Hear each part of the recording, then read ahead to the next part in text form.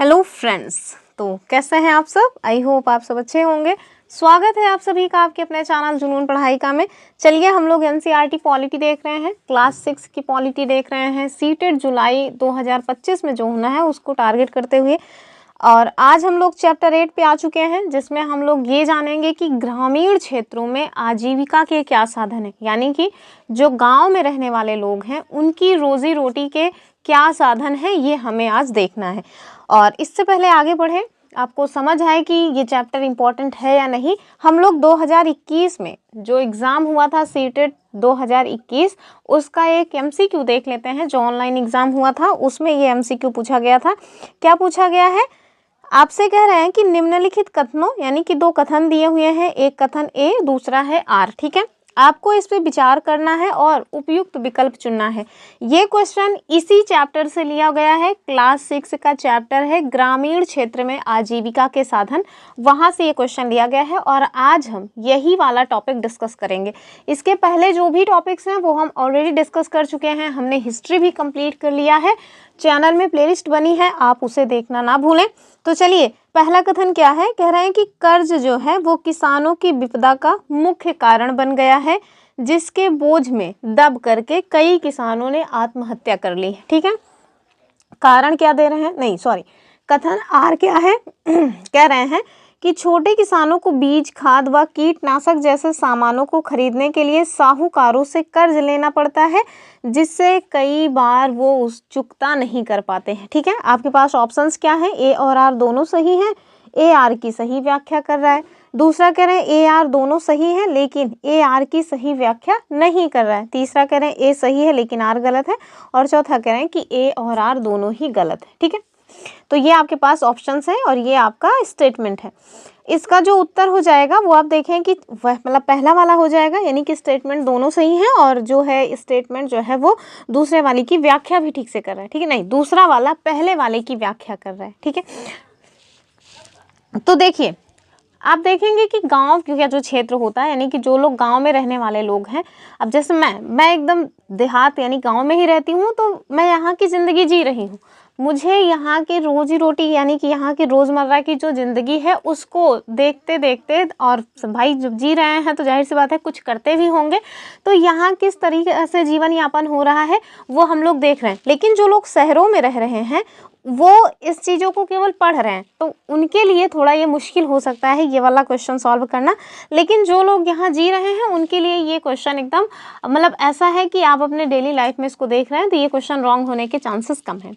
चलिए हम आपको कुछ गांव के बारे में बताते हैं।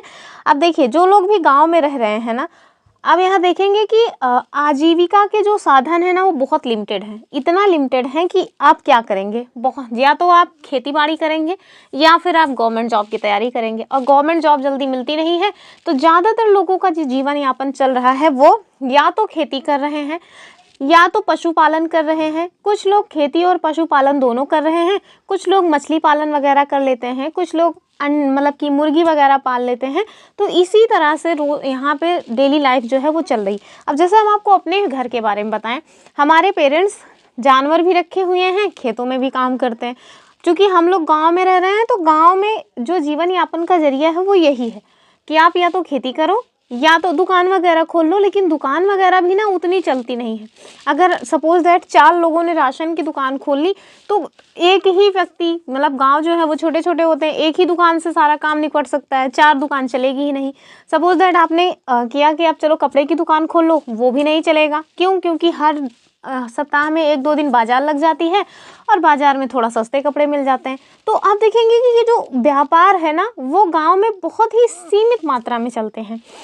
और जो पशुपालन और जो खेती है ना वो थोड़ा ठीक, मतलब पेशा जो है वो सही लगता है। उसमें आपको थोड़ा लागत लगती है, लेकिन अगर खेती दे दी, भगवान ने दे दिया, तो आप ठीक ठाक उससे कमा लेते हैं। फिर जो ज़िंदगी है, जो जीवन यापन है वो ठीक से चलता रहता है। लेकिन बहुत मेहनत का काम होता है। तो आप देखिए, वही यहाँ पे बता रहे हैं, जो खेती किसानी है, किसान जो है ना उनके बारे में इस चैप्टर में बताया गया है कि ग्रामीण क्षेत्र में आजीविका के जो मुख्य साधन हैं वो आपको खेती बाड़ी मिलेगी, मछली पालन, पशुपालन, ये सब मिल जाएगा। तो यहाँ आपसे जो क्वेश्चन पूछा गया है वो किसानों के बारे में पूछा गया, यानी कि जो खेती करते हैं।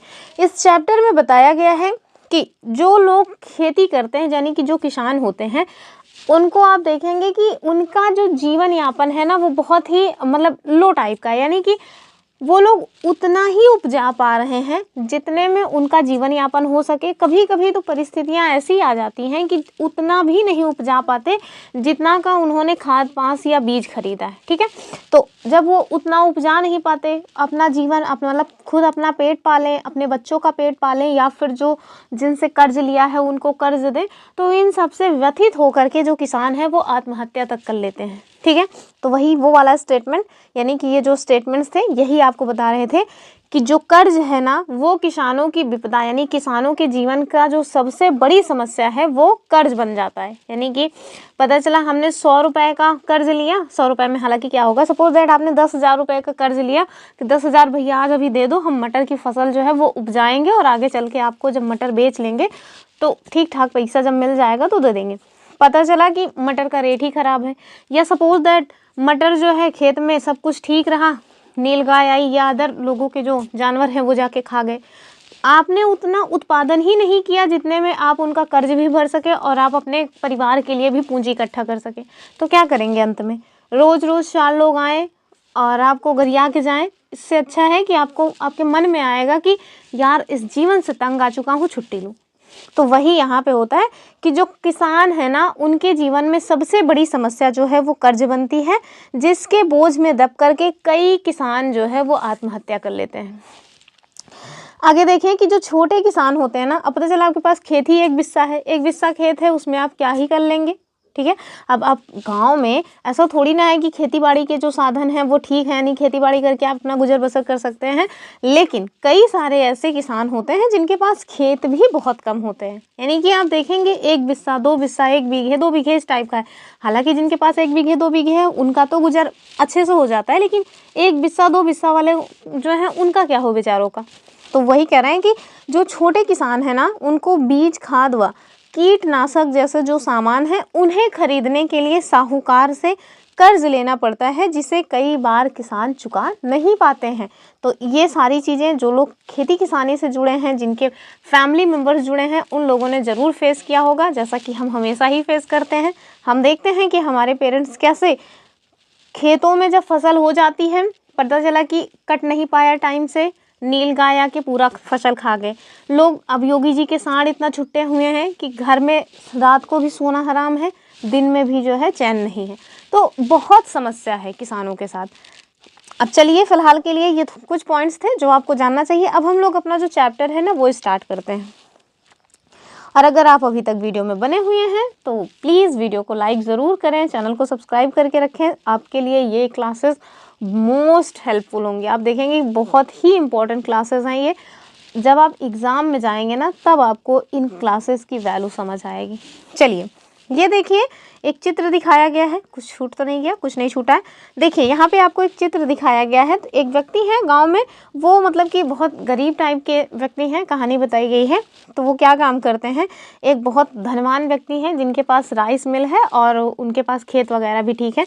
तो ये जो भैया जी हैं और ये जो दीदी जी हैं, ये लोग इन्हीं के खेतों में काम करते हैं। जब थोड़ा टाइम बच जाता है, मतलब खेतों से छुट्टी पा जाते हैं, तो इनकी राइस मिल यानी कि जो धन कुट्टी या चावल निकालने वाली जो मशीन है उसमें भी काम करने चले जाते हैं। तो वही वहाँ पे चित्र दिखाया गया है। यहाँ पे आपको बताया गया है कि जो किसान है ना जब कर्ज ले लेते हैं तो कर्ज लेने के बाद उनकी स्थिति कैसी होती है। अब किसान कौन है, मेरे ख्याल से ये तो आपको समझ आता ही होगा। खेतों में काम करने वाले जो अनाज उत्पादन करने वाले व्यक्ति होते हैं उन्हें हम किसान कहते हैं। तो किसान जो है ना वो अनाज उत्पादन करते हैं, लेकिन अनाज उत्पादन करने का जो प्रोसेस है वो इतना इजी नहीं है। आपको मार्केट में जो मिल जाता है लगता है कि बहुत आसानी से चीज़ें अवेलेबल हो गई हैं, उसके पीछे बड़ा कठोर परिश्रम, धूप छाँव ठंडी गर्मी सब कुछ बर्दाश्त करके किसान उसको उगाते हैं। अब आप देखें कि सपोज दैट बीज लेने के लिए कर्ज ले लिया गया, धान को सींचना है, धान की कटाई करनी है, मड़ाई करनी है, सब कुछ करने के लिए आपने पैसे उधार ले लिए हैं। जब आपने पैसे उधार ले लिए तो उसके बाद की क्या प्रक्रिया है वो आपको यहाँ बताई गई है, ठीक है।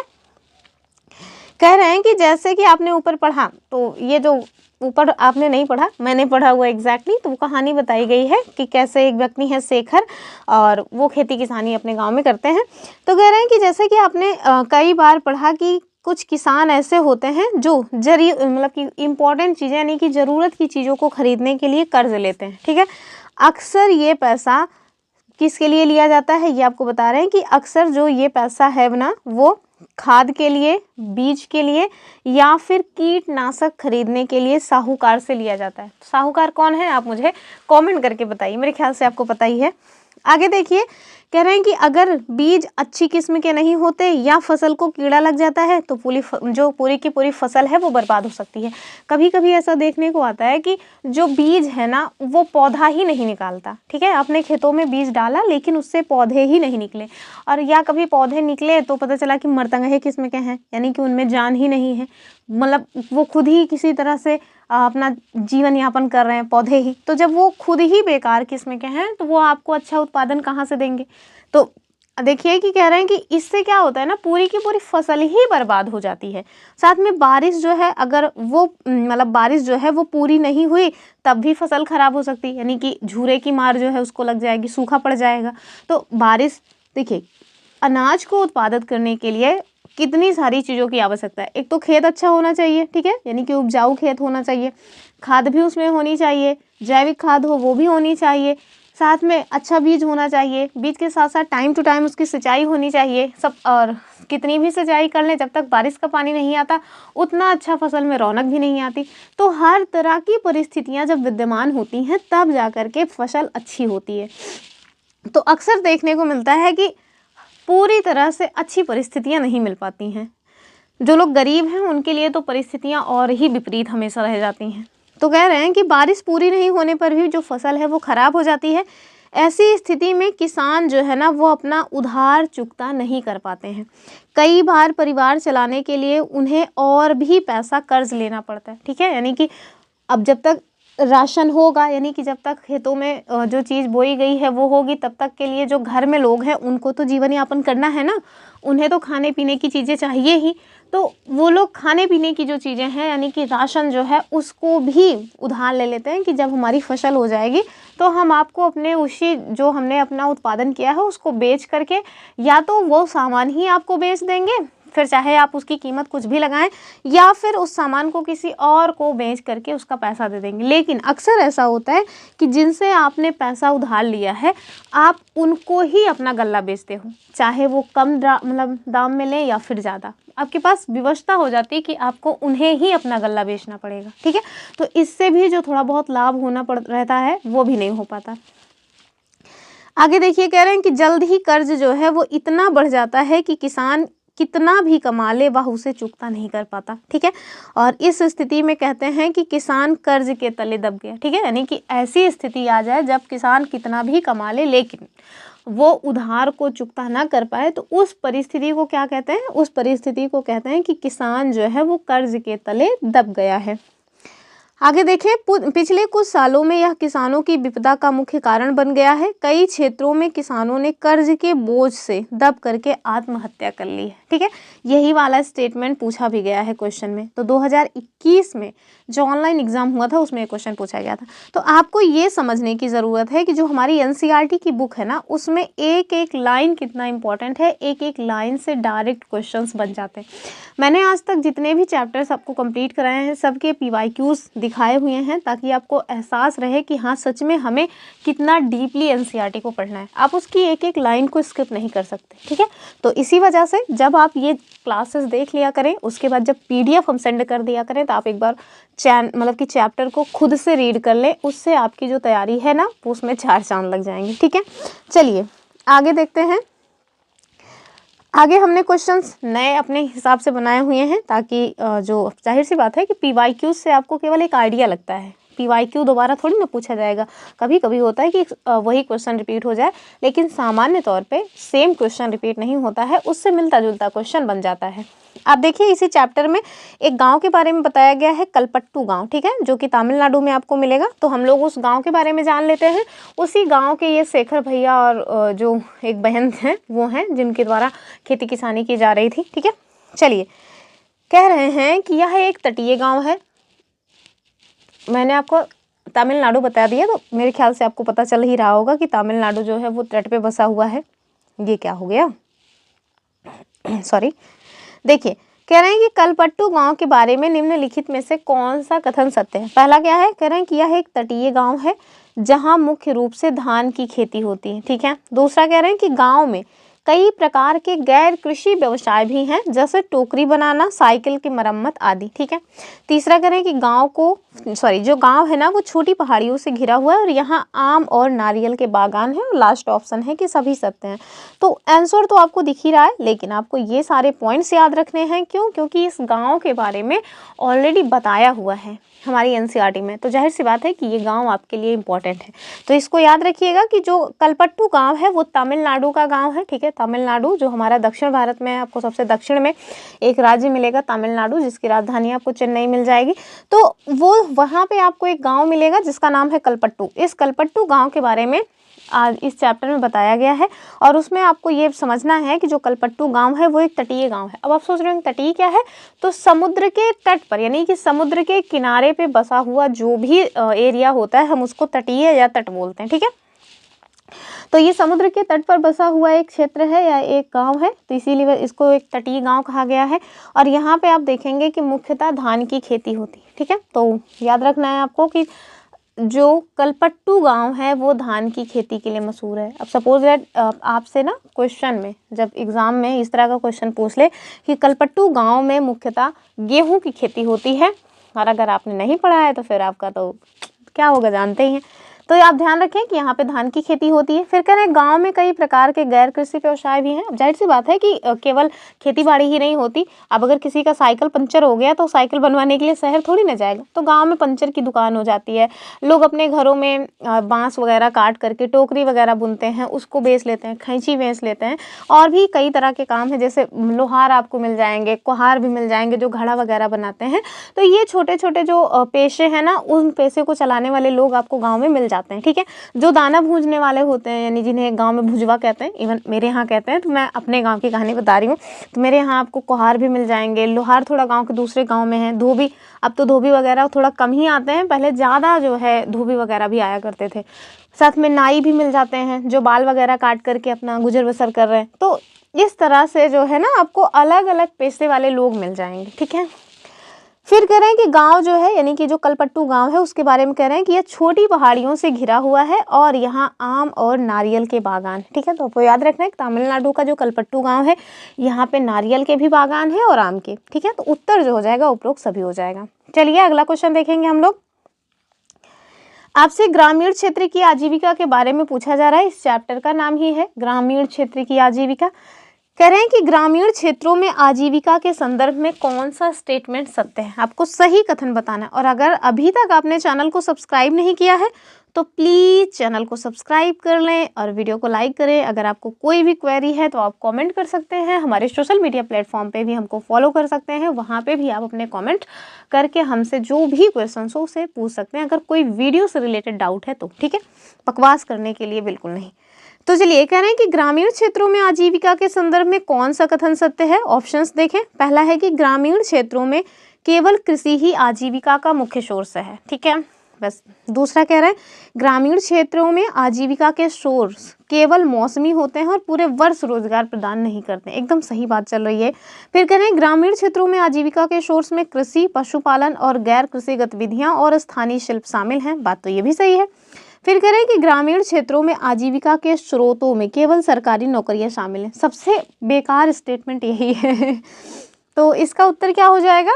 हाँ, इन्होंने क्या दिया है, इन्होंने सी दिया है, तो आप सी ही समझिए कि ग्रामीण क्षेत्रों में आजीविका के स्रोतों में कृषि भी है, पशुपालन भी है, गैर कृषि गतिविधियां और स्थानीय शिल्प भी शामिल हैं। जैसे हमने बताया कि हमारे ही घर में आप देखें कि हम लोग खेती बाड़ी भी करते हैं और पशुओं को भी पाले हुए। ठीक है। यानी कि खेतों में भी काम करना है। खेत में इस समय मटर की फसल हुई है, मटर भी निकालना है, आलू है तो आलू को भी निकालना है, धनिया है तो धनिया को भी निकालना है, सरसों है, गेहूं है, दुनिया भर की चीज़ें हैं। तो खेतों में जो फसल है यानी कि जो कृषि है उसको भी करना है। गाय भैंस भी पाले हुए हैं तो उनसे जो दूध निकलता है उसको भी बेचना है। तो कृषि और पशुपालन ये तो गाँव में आप देखेंगे कि मुख्य रूप से ये काम चलता है। इसके अलावा आप देखेंगे कुछ गैर कृषि गतिविधियाँ भी हैं, जैसे स्थानीय शिल्प यानी कि लोहार हैं, कुम्हार हैं, साथ में धोबी हैं, नाई हैं, इस तरह का जो काम करने वाले लोग हैं वो भी आपको मिल जाएंगे, ठीक है। कोई पंचर बना के अपना गुजर बसर कर रहा है, तो ये सारे काम करने वाले लोग भी आपको गाँव में देखने को मिल जाएंगे, ठीक है। Option C. हम लोग अपना अगला क्वेश्चन देखेंगे, क्या है, कह रहे हैं कि अरुणा और पारिवेल। अभी आप सोच रहे होंगे कौन है, तो कहानी में ना दरअसल इन लोगों का नाम दिया हुआ है। तो अरुणा और पारिवेल समुदाय के लोग किस प्रकार की कृषि गतिविधियों में संलग्न हैं और यह गतिविधि उनके सामाजिक और आर्थिक जीवन को कैसे प्रभावित करती है। तो इस चैप्टर में इनके बारे में बताया गया है। कह रहे हैं, पहला स्टेटमेंट है कि वह मुख्य रूप से निर्वाह कृषि करते हैं जो उनके परिवारों की बुनियादी ज़रूरतों को पूरा करती है। एक बात याद रखें कि जो निर्वाह कृषि होती है ना, उसका यही उद्देश्य है कि वो घर परिवार जो है उनकी जो भी बेसिक नीड्स हैं केवल उनको पूरा कर सके, ठीक है। आप उससे राजा नहीं बन सकते, हालांकि खेती किसानी करने वाले लोग राजा बन भी नहीं पाते। फिर कह रहे हैं कि वो व्यावसायिक कृषि में लगे हुए हैं जो उन्हें बड़े पैमाने पर लाभ कमाने में मदद करती। व्यावसायिक कृषि कर रहे होते तो फिर बेचारे मतलब कि एक समुदाय टाइप के हो ही क्यों रहते, वो लोग भी अपना मतलब बड़ा नाम अपना लेकर के चलते। तो ऐसा नहीं है, मतलब जो व्यावसायिक कृषि है वो लोग उसमें नहीं लगे हुए, वो लोग केवल अपना गुजर बसर कर रहे हैं। कह रहे हैं वे झूम कृषि का अभ्यास करते हैं जिससे उन्हें अपनी भूमि को बार बार बदलने की आवश्यकता नहीं। ये एक समुदाय के लोग हैं, वो एक जगह टिक के रह रहे हैं, झूम कृषि नहीं कर रहे हैं। फिर कह रहे हैं वे गहन कृषि में शामिल है जो उन्हें सीमित भूमि पर उच्च उपज प्राप्त करने में सक्षम बनाती। ये तो बेकार सी बात है। तो आप देखें कि जो अरुणा और पारिवेल समुदाय के लोग हैं वो लोग मुख्य रूप से निर्वाह कृषि करते हैं जो उनके परिवार की जो बेसिक नीड्स हैं उनको पूरा कर देती है, ठीक है।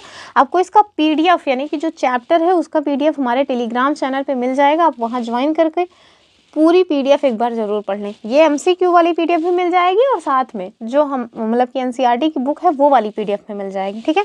तो आप इसको याद रखिए, अरुणा और जो पारिवेल समुदाय के लोग हैं उनके बारे में पहला वाला जो स्टेटमेंट है वो सही हो जाएगा। अगला क्वेश्चन हम लोग देखेंगे, क्वेश्चन नंबर 4 मछली पालन के संदर्भ में है, ठीक है। तो हमने आपको बताया ना कि गांव में मछली पालन और साथ में खेती बाड़ी और जो अन्य छोटे छोटे रोजगार हैं वो लोग करके अपना जीवन यापन कर रहे हैं। तो आपको मछली पालन के संदर्भ में जो स्टेटमेंट है वो बताना है। चलिए, सही स्टेटमेंट बताना है। क्वेश्चन की लेंथ देख करके आप लोग बिल्कुल घबराया ना करें, क्योंकि सीटेट में इसी तरह के क्वेश्चंस पूछे जाते हैं। MCQ में आपको देखने को मिलेगा कि वन लाइनर टाइप की MCQ नहीं है कि पूछ लें कि भगवान राम के पिताजी का क्या नाम था, ऑप्शन 3-4 दे दिया जाए और आपको दशरथ मतलब कि टिक करके आगे बढ़ जाना है। तो इस टाइप के क्वेश्चंस नहीं पूछे जाते हैं आपसे। इसी तरह से लंबे लंबे स्टेटमेंट वाइज क्वेश्चंस कम से कम सीटेट जो है उसमें पूछा जाता है, ठीक है।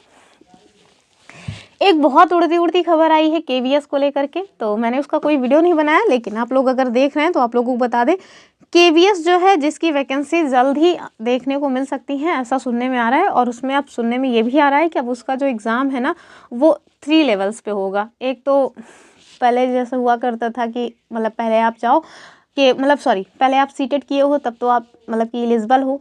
सीटेट करने के बाद आप जा कर के पहले 1 मतलब कि प्रीलिम्स दो, फिर उसके बाद मेंस दो, उसके बाद इंटरव्यू दो, ठीक है। पहले क्या हुआ करता था, पहले आप सीटेट दो, सीटेट हो गया है आपका, तब आप पहले प्री दो, उसके बाद डायरेक्ट इंटरव्यू दो। और अब ये भी सुनने में आ रहा है कि जो प्रीलिम्स होगा ना वो जैसे पहले हुआ करता था वैसे ही होगा, लेकिन जो मेंस होगा वो सब्जेक्टिव होगा, यानी कि आपको रिटन एग्जाम देना पड़ेगा। ऑप्शंस नहीं रहेंगे कि 4 ऑप्शंस हैं आप टिक करके आगे बढ़ जाओ, नहीं, आपको लिखना पड़ेगा। जैसे हम लोग हाई स्कूल, इंटर या ग्रेजुएशन वगैरह किए तो उसमें सब्जेक्टिव फॉर्म में पेपर दे के आए, ठीक है। उसके बाद इंटरव्यू होगा, ठीक है। तो ये 3 लेवल नया मतलब कि नया पैटर्न सुनने में आ रहा है कि आपको नया पैटर्न देखने को मिल सकता है KVS में। तो जो लोग सीटेट का एग्ज़ाम प्रिपरेशन कर रहे हैं, जाहिर सी बात है वो KVS की वैकेंसी को ज़रूर देखेंगे। तो इस तरह के जो क्वेश्चन है ना इनको आपको देखना चाहिए सीटेट के लिए भी। और आगे आप देखेंगे जो KV है ना वो भी इसी तरह से लेंदी क्वेश्चंस पूछता है, ठीक है। इसके लिए आप जो PYQ है 2023 में जो एग्ज़ाम हुआ था उसको उठा करके देख सकते हैं। चलिए, कह रहे हैं मछली पालन के संदर्भ में निम्नलिखित कथनों पर विचार कीजिए। पहला जो स्टेटमेंट है, यह केवल मीठे पानी में किया जा सकता है। तो क्या आपको लगता है कि मछलियाँ केवल मीठे पानी में होती हैं? दूसरा कह रहे हैं यह ग्रामीण अर्थव्यवस्था में महत्वपूर्ण भूमिका निभाता है। तो सही बात है ये। तीसरा कह रहे हैं प्रोटीन का एक सस्ता और सुलभ सोर्स प्रदान करता है। तो ये बात भी सही है, कहीं से भी गड़ही से निकाल के खा लो मछली। फिर कह रहे हैं यह जलीय पारिस्थितिक तंत्र को नुकसान पहुँचा सकता है। सच में आपको बताना है उपरोक्त में से कौन सा स्टेटमेंट सही है। तो पहला तो गलत है। पहला आप देखिए कहाँ कहाँ, यहाँ भी है, यहाँ भी है, तो 2 तो वैसे ही निकल गए। और तीसरा तो सही है क्योंकि यह प्रोटीन का एक सस्ता सोर्स है और यह ग्रामीण अर्थव्यवस्था को भी मतलब कि बूम करने में अपनी इम्पोर्टेंट भूमिका निभाता है। दूसरा सही है, तीसरा सही है। चौथे वाले मुझे थोड़ा डाउट है। कह रहे हैं कि यह जलीय पारिस्थितिकी तंत्र को नुकसान पहुंचा सकता है। मछली पालन, ज़्यादा मछली पालन करने से में भी, तो इसका उत्तर जो हो जाएगा ना वो सी वाला हो जाएगा, यानी कि दूसरा सही है, तीसरा सही है, चौथा सही है। पहला वाला स्टेटमेंट रॉन्ग है, बाकी सारे स्टेटमेंट एकदम सही हैं। तो मछली पालन के बारे में भी आप ये पॉइंट्स याद रख सकते हैं, क्योंकि इस चैप्टर में मछली पालन को लेकर भी काफ़ी सारे पॉइंट्स बताए गए। अगला क्वेश्चन देखेंगे हम लोग। हमको लगता है PDF में कुछ कमी आई है। देखिए अगले क्वेश्चन में कह रहे हैं, क्वेश्चन नंबर 5 कि ग्रामीण क्षेत्रों में आजीविका के संदर्भ में कौन सा कथन सही है। पहला क्या है, कह रहे हैं कि ग्रामीण क्षेत्रों में सभी लोग केवल खेती पर निर्भर करते हैं। तो केवल खेती पर निर्भर करते हैं, ये तो अपने आप में एक्सट्रीम शब्द है, यानी कि अगर कहीं भी केवल लगा हो तो वो अपने आप में एक्सट्रीम शब्द है, आप उससे थोड़ा बच के रहें। दूसरा कह रहे हैं ग्रामीण क्षेत्रों में आजीविका के साधन ऋतुओं पर निर्भर नहीं करते। बहुत गलत बात है। ग्रामीण क्षेत्र में जो आजीविका है वो ज़्यादातर ऋतुओं पर निर्भर करती है, स्पेशली आप देखेंगे जो खेती है, ठीक है। ऐसा नहीं, खेती में ऐसा नहीं कि आपका जब मन किया तब आप गेहूँ बोलिए, जब मन किया तब आप सरसों बोलिए, नहीं।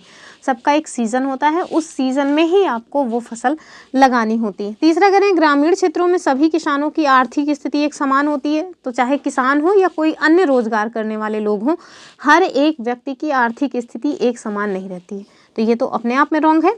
लास्ट ऑप्शन क्या है, ग्रामीण क्षेत्रों में कुछ परिवार बड़े जमींदार और व्यापारी होते हैं, जबकि अन्य को काम की तलाश में इधर उधर होना पड़ता है। तो यही वाला सही हो जाएगा, ठीक है। यानी कि ग्रामीण क्षेत्रों में आपको देखने को मिलेगा कुछ लोगों के पास बहुत ज़्यादा ज़मीन है, 10-20 बीघे है, और कुछ लोग ऐसे हैं जिनके पास 100-2 बिस्सा या बिल्कुल भी नहीं है। अब देखेंगे भारत देश में ना ज़मीन को लेकर के बहुत ज़्यादा मतलब कि असमानता है।